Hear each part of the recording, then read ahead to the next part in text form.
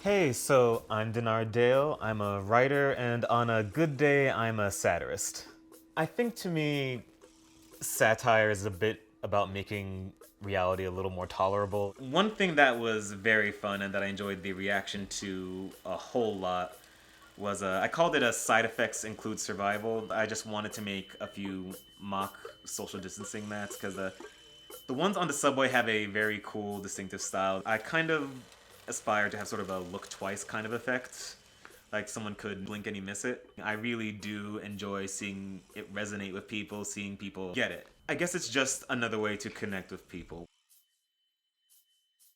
So, how the mayoral parody ads, which I called exclusive election endorsements, got started was I got an Eric Adams mailer extremely early on. But what it said was, beaten by cops, I became one. And I saw that and I was staring at it, and it kind of bugged me a lot, which you can sort of, I don't know, tell my own personal political bugbears or alignment from that. So it just started with me making an edit of that for my own entertainment, sort of playing around with different tones for different candidates. I have thoughts about all of these guys, really. This is one of the more hectic mayoral campaigns I've ever seen. I essentially put one together for almost every candidate. One of my favorite memories of just, human reactions to this stuff, in the wild. I was doing this sort of Union Square area that day, and I was putting up I remember the Maya Wiley variant, the Eric Adams variant, some of the Curtis Lewa ones.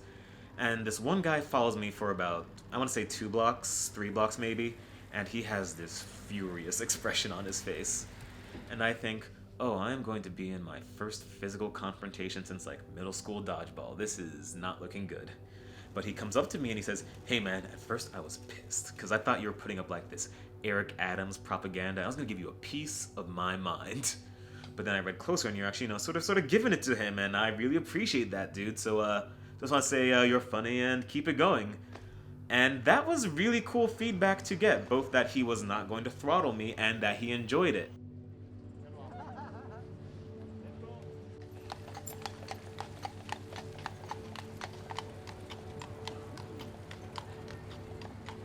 This is my current project. There are some stickers. I call them Climate Apocalypse Survival Tips. And these essentially merge a sort of advice, some e-cards kind of look and language with post-apocalyptic imagery and subject matter, gently nudging people on an issue that is more existential than I would like it to be. I love the clash of language and aesthetic and design talk. We ordered about 3,000 of these.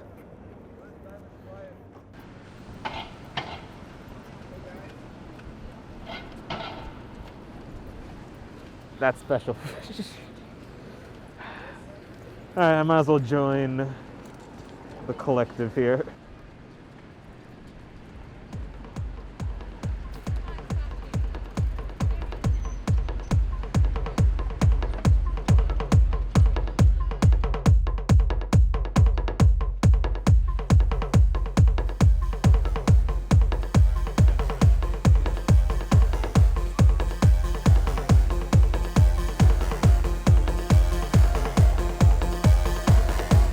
So as you can see, this isn't my first time in the neighborhood, and they're not universally beloved.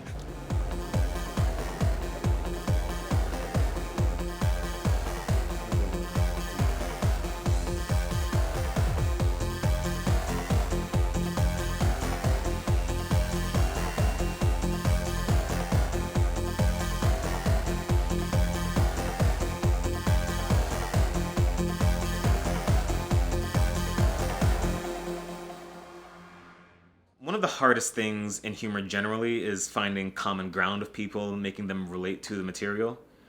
And imitations lay immediate groundwork. Like everyone knows what these MTA signs normally are. Everyone knows what campaign ads normally are. When you have these images and these looks and these aesthetics that people are already familiar with, it does a lot of the work for you. Misleading people is actually on my mind a lot with these. I know I try to put forward maybe a cavalier kind of attitude, but I do understand that we are in this very strange era of information warfare and misinformation and disinformation. So one thing that has very much changed with my style of these over time is that I definitely go on the gas a little harder just to make it a little easier for people to parse that this is a goof. A lot of my goals with my writing, my creative stuff, comedy, etc., is just making a lot of these difficult things easier to look directly at for a second, or think about for a second, or talk about for a second. And I think that makes us all a little saner. I think sometimes the having the right filter, even if it's just a dumb joke, can help you address something that you would just not want to deal with at all. Satire is a bit about making reality a little more tolerable. Satire has always been something that helps people cope, helps people deal with the chaos around them. While my ego enjoys the idea of maybe flipping people's opinions, I don't know, people are pretty deeply rooted. It's more about giving something to the people experiencing it.